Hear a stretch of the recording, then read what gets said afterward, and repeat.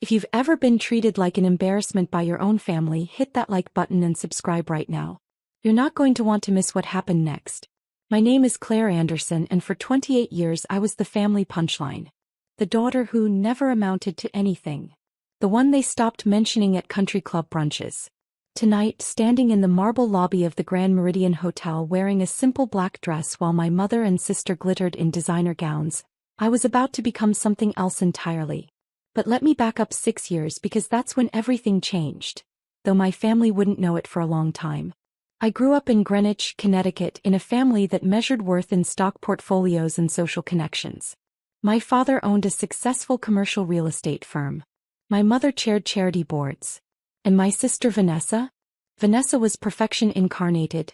Yale graduate, married to a hedge fund manager, 2 photogenic children, a lifestyle blog with 400,000 followers. Then there was me. I went to state school. I studied hospitality management, which my mother called glorified party planning. I worked double shifts at a boutique hotel in Manhattan, came home exhausted, and listened to family dinners where Vanessa's latest vacation to the Maldives dominated conversation while my presence barely registered. "Claire's still doing that hotel thing," Mom would say when relatives asked, her tone suggesting I was arranging pillow mints, not managing operations. The breaking point came at Thanksgiving 6 years ago. Vanessa announced her husband Marcus had been promoted to senior vice president. Everyone toasted. Then my father turned to me. "And Claire, are you still checking people into rooms?" "I'm actually assistant operations manager now." "That's nice, sweetheart." He'd already turned back to Marcus, asking about investment strategies. Under the table, my hands clenched. But my face stayed calm. I'd learned early that showing hurt only invited more dismissal. Instead, I smiled, finished my wine, and made a decision that would change everything. I was done trying to impress them. I was going to build something so extraordinary they'd never see it coming. 3 weeks after that Thanksgiving, I met Richard Chin at an industry conference. He owned a boutique hotel in Soho and was looking for a managing partner. Someone with vision, operational expertise, and the hunger to transform luxury hospitality. "Your family knows real estate, right?" he asked over coffee. "They do." "So why aren't you working for them?" I smiled. "Because I want to build something that's mine." We shook hands that afternoon. I invested every dollar I'd saved, $47,000, for a 30% stake in what would become the Meridian Collection. Richard had the vision and capital. I had the operational genius and work ethic that came from years of being overlooked. I told my family I was helping a friend with a small hotel project. They nodded without interest and returned to discussing Vanessa's kitchen renovation. Perfect. For the next 5 years I disappeared into work. 18-hour days. 7-day weeks. I learned everything. Revenue management, luxury service standards, property acquisition, investor relations. The first hotel turned profitable in 9 months. We acquired a second property in Boston. Then Charleston. Then Miami. By year 3, the Meridian Collection had 12 properties across the East Coast. By year 5, 28. I attended family dinners once a month, wearing Target dresses and saying little. When they asked about work, I said fine, and changed the subject. When Vanessa complained about her nanny or her contractor, I listened. When my parents needed help with their foundation's silent auction, I donated a weekend stay, listed as from a friend in hospitality. They had no idea those weekend stays were selling for $8,000 at auction. They had no idea I'd been featured in Forbes 30 Under 30. They had no idea that last year, a private equity firm had valued the Meridian Collection at $127 million, and my 30% stake was worth just over $38 million. They had no idea because I never told them. I was watching, testing, waiting to see if they'd ever love me for who I was, not what I could give them or how I made them look. The answer consistently was no. 3 months ago my mother called. "Claire, darling, we need your help with the Children's Hospital Gala." Not, "How are you?" Not, "We miss you." Just need. What kind of help? "Well, Vanessa's on the planning committee and we're looking for venue donations. Do you think that little hotel friend of yours could give us a conference room for the silent auction display? It would be such a help." My little hotel friend. I closed my eyes and counted to 5. "I'll see what I can do." "Wonderful. It's at the Grand Meridian next month. You know it? That massive new hotel in Midtown?" Vanessa pulled strings to get us the ballroom. She's so well connected. The Grand Meridian. The flagship property of the Meridian Collection. The $340 million project I'd spent 3 years developing. The hotel that had my name engraved on a cornerstone plaque in the lobby.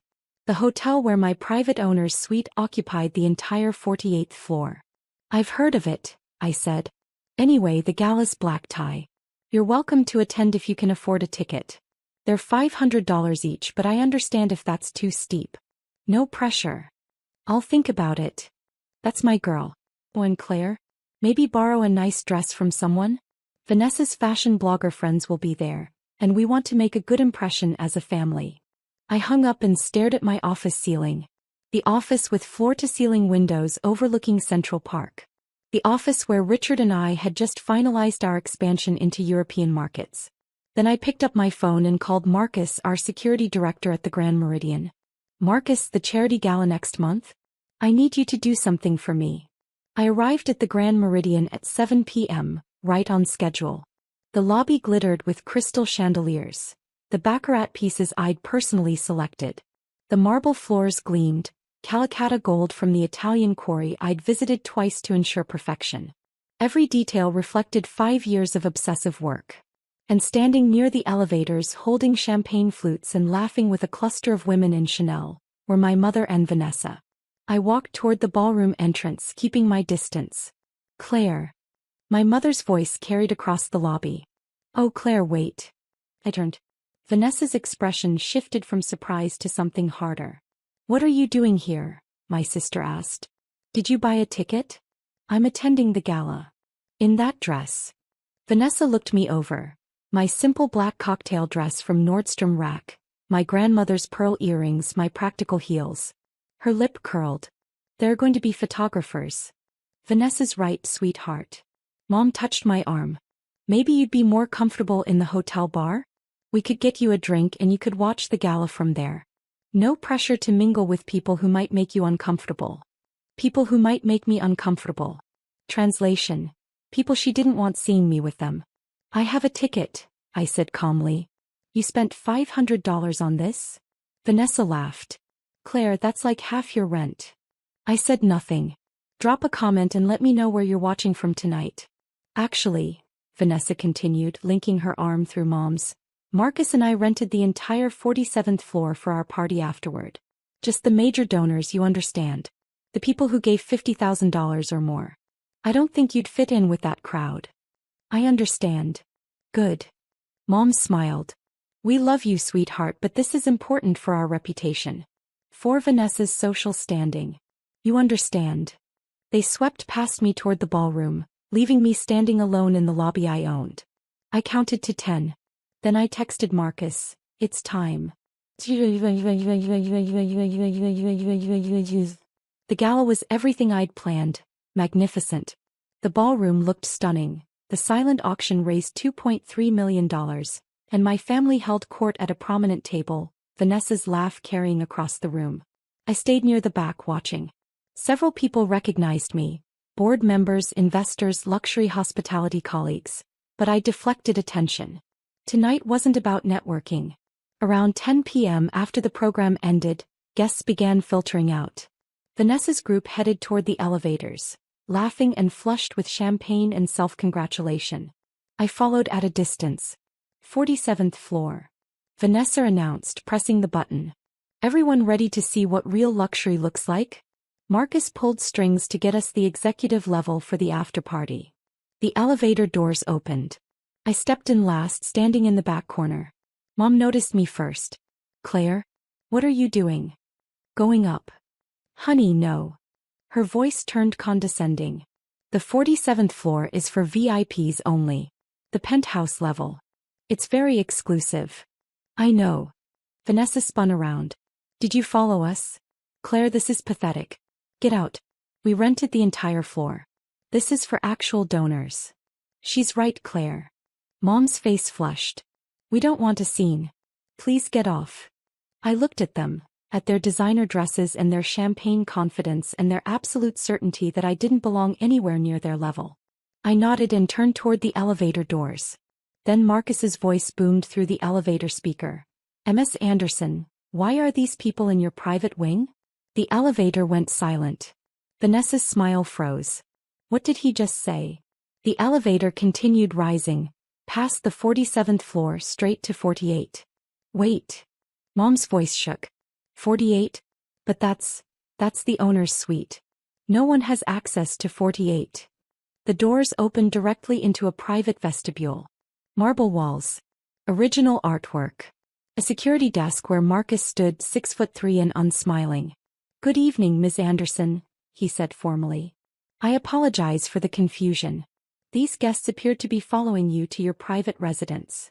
Hit that subscribe button if you've ever had to set boundaries with toxic family, because what happened next changed everything. Claire. My mother's voice cracked. What's happening? I stepped out of the elevator. My family remained frozen inside, staring. Marcus, I said calmly, these are my mother and sister. Could you please give us a moment? Of course, Ms. Anderson. Should I call building security? That won't be necessary. Marcus nodded and stepped into a side office, but I saw him watching through the window, protecting me as he'd done since I hired him 4 years ago. I turned to face my family. Vanessa found her voice first. This is insane. Someone made a mistake. Tell him, Claire. Tell him you don't. I don't what? I asked quietly. Don't own this hotel? Silence. That's ridiculous, Mom said, but her voice wavered. You work in hospitality. You manage a small hotel somewhere. You can't. I walked to the main door of the suite and unlocked it with my keycard. The doors swung open to reveal the sprawling penthouse. 4,000 square feet of custom-designed luxury. Floor-to-ceiling windows overlooking Manhattan. Original Rothko in the living room. Kitchen that had been featured in Architectural Digest. Come in, I said. They followed, moving like people in a dream. Vanessa's expensive heels clicked on my marble floors. Mom's hand trailed along my custom millwork. I don't understand, Mom whispered. I walked to my home office and returned with a leather portfolio. The one I'd assembled over the past 3 months, knowing this moment would eventually come. I set it on the dining table. Let me explain. The first document I removed was the Forbes article from 2 years ago, 30 Under 30. Claire Anderson, co-founder of the Meridian Collection, redefines boutique luxury hospitality. My face smiled up from the page. The article detailed our $127 million valuation, 28 properties expansion plans. Vanessa grabbed it with shaking hands. This can't be real. The second document was the property deed for the Grand Meridian Hotel. Purchased 18 months ago for $340 million through a corporate entity I controlled. My name clear as day on the ownership documentation. You're listed as owner, Mom read aloud, her voice barely audible. But how? Where did you get? The third document was my personal financial statement, prepared by Morgan Stanley Private Wealth Management. Total assets, $43.7 million. Real estate holdings. Investment portfolio. Stock in the Meridian Collection worth $38.2 million. My mother's champagne glass slipped from her hand, shattering on the floor. Neither of them moved to clean it. For the past 6 years, I said quietly, while you dismissed me as checking people into rooms, I was building an empire. Every family dinner where you ignored me, I was closing deals. Every time you suggested I borrow a nice dress, I was negotiating property acquisitions. Every single time you made me feel worthless, I was proving you wrong. But why didn't you tell us? Mom's voice broke. We're your family. Because I needed to know, I said. I needed to know if you'd ever love me for who I was. Not for what I could give you. Not for how I made you look at the country club. Just me. The silence stretched between us. Vanessa's face had gone from pale to red. This whole time you've been secretly rich? She stopped. While you what? I asked. While you looked down on me. Excluded me from family events? Suggested I'd embarrass you at parties. We didn't mean. Yes, you did. My voice stayed level. Tonight in the lobby, you told me to watch the gala from the bar so I wouldn't embarrass you. At Thanksgiving, you seated me at the kids' table because I wasn't important enough for the main table. Last Christmas, Vanessa, you uninvited me from your holiday party because your blogger friends were coming and you said I didn't fit the aesthetic. That's not fair, Vanessa protested. You never told us you were successful. How were we supposed to know? You weren't supposed to know. I pulled out another document. This one hurt to share, but it was necessary. You were supposed to love me anyway. It was a printed email exchange. Vanessa to our mother 3 months ago. Can we not invite Claire to the gala? She'll show up in something from Target and talk about hotel management. It's embarrassing. People will think we can't afford to help her. Mom's email response. You're right. Let's just tell her she's welcome if she buys a ticket. She can't afford $500. My mother's face crumbled. Claire, I didn't mean. You did mean it. I gathered the documents. You've always meant it. I was never good enough as I was. I had to be successful in the way you define success. The right schools, the right career, the right social connections. And when I chose my own path, you treated me like I'd failed. But I wasn't finished. From the portfolio I pulled out the final documents. The ones that changed everything. While I was building the Meridian collection, I kept my personal name and finances completely separate. Professional reputation matters in this industry. So I ran background checks on everyone who might have access to sensitive information. Including family. Vanessa's face went white. What did you do? I didn't do anything, I said quietly. But apparently you did. I slid the first investigative report across the table. It was from Wellington and Associates, one of the most respected private investigation firms in New York. The report detailed financial irregularities in Vanessa's lifestyle blog. Specifically, sponsored posts where she'd claimed to donate portions to charities that had no record of receiving donations. The report included bank statements showing the money had gone to personal accounts. Total amount, $347,000 over 3 years. That's not. Vanessa grabbed the report. I was going to donate it. I just needed time to. To what? I asked. To commit charity fraud? The companies that paid you specified the money had to go to designated charities. You signed contracts. Mom sank into a chair.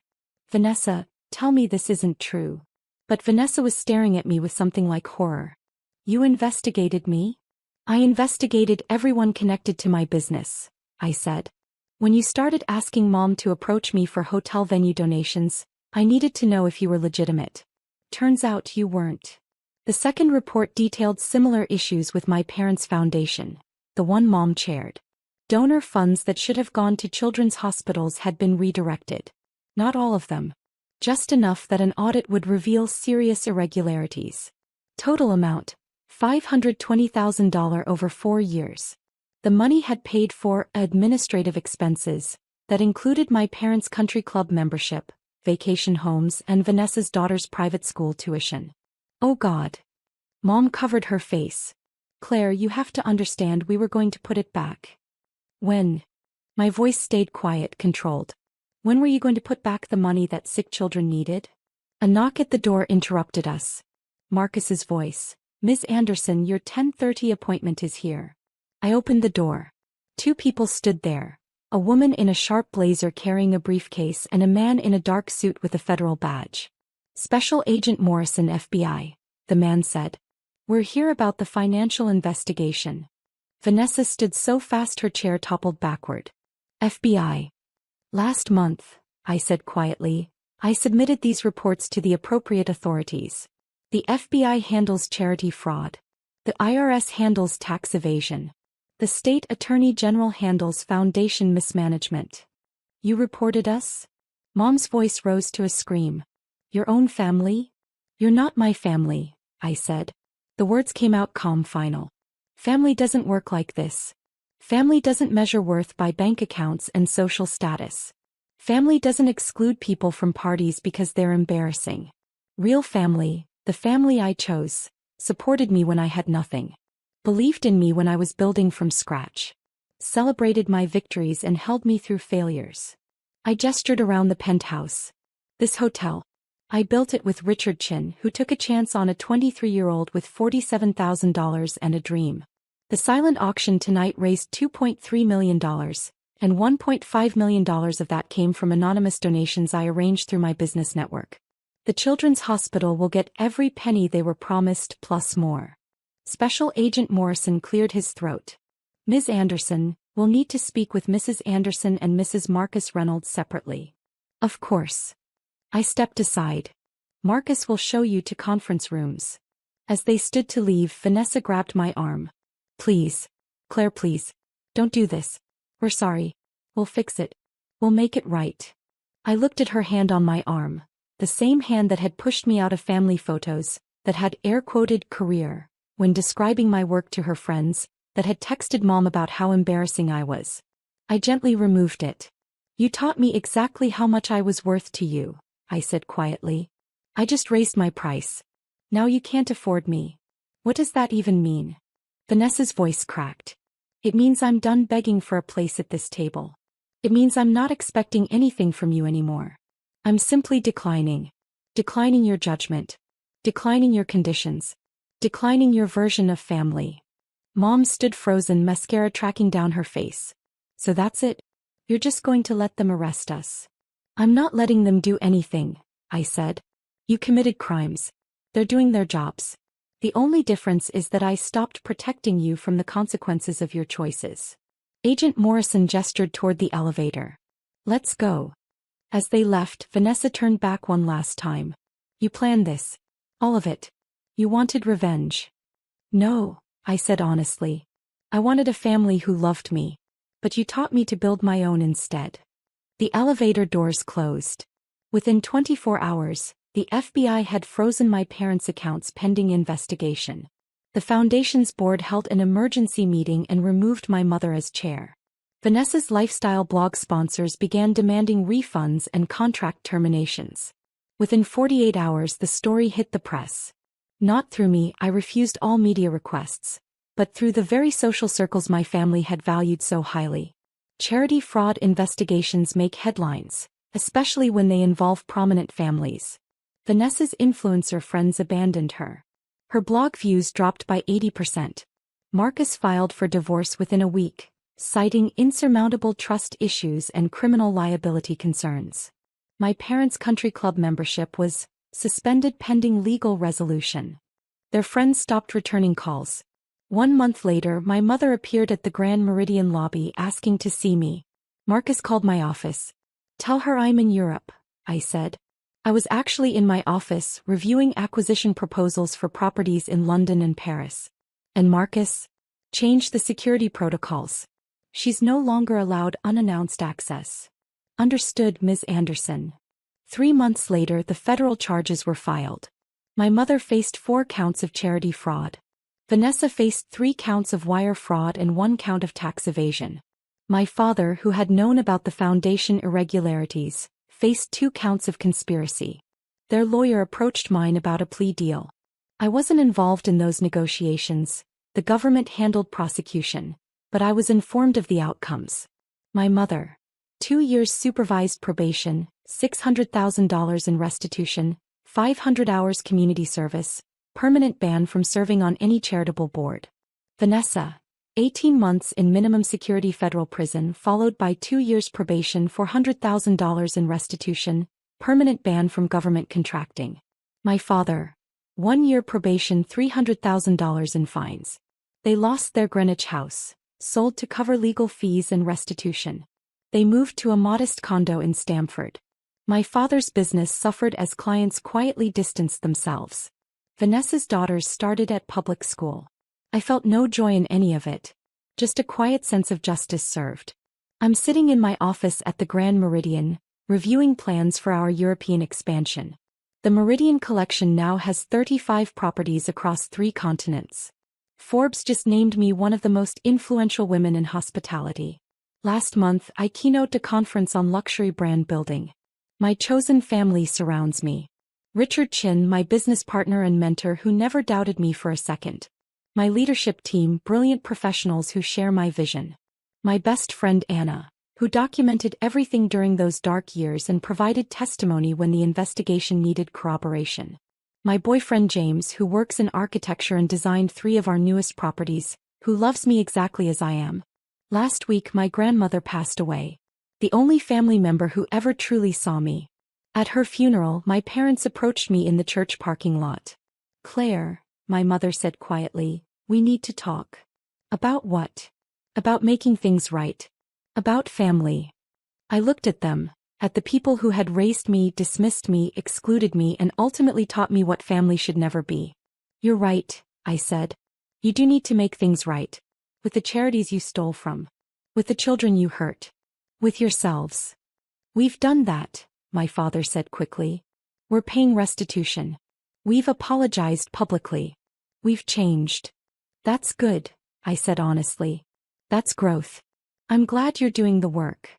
So we can start over? Hope flared in my mother's eyes. Be a family again? I shook my head gently. No. You can grow and change and become better people. I genuinely hope you do. But that doesn't mean I need to be part of your journey. But we're your parents, my mother whispered. You are, I agreed. And I've forgiven you for that reason. But forgiveness doesn't mean reconciliation. It means I'm releasing the pain you caused me. It means I'm choosing peace over perpetual hurt. It means I'm walking away to save myself. So that's it. My father's voice hardened. You're just going to abandon us? No, I said quietly. I'm going to choose me. The way you never did. I walked away. Back to my car, back to my life, back to the family I'd built from people who earned their place through love and respect. If you've ever had to walk away from toxic family to save yourself, tell me your story in the comments. What would you have done in my position? Does any of this feel familiar? The truth is, blood doesn't make you family. Love does. Respect does. Showing up consistently, celebrating victories, holding space for pain. That makes family. I don't regret the path that brought me here. Every dismissive comment, every exclusion, every moment of being underestimated forged me into someone who couldn't be broken by their rejection. They wanted me to be small, manageable, grateful for scraps. Instead, I became boundless. The Grand Meridian stands as a monument not to revenge but to resilience. Every guest who walks through those doors, every employee who thrives in our culture, every charitable dollar we donate represents the truth they could never see. I was always worth more than they knew. I just had to believe it first. My name is Claire Anderson. I'm the co-founder and principal owner of the Meridian Collection. I'm worth $43.7 million. I'm featured in Forbes. I'm building an empire that spans continents. And I did it all without them. Sometimes the greatest gift your family can give you is teaching you exactly who not to be. My family taught me that worth isn't measured in their approval. That success isn't defined by their standards. That love, real love, looks nothing like what they showed me. They taught me to build my own table. And at my table, everyone has a seat who earns it through kindness, respect, and genuine care. Blood may be thicker than water. But chosen family is thicker than anything.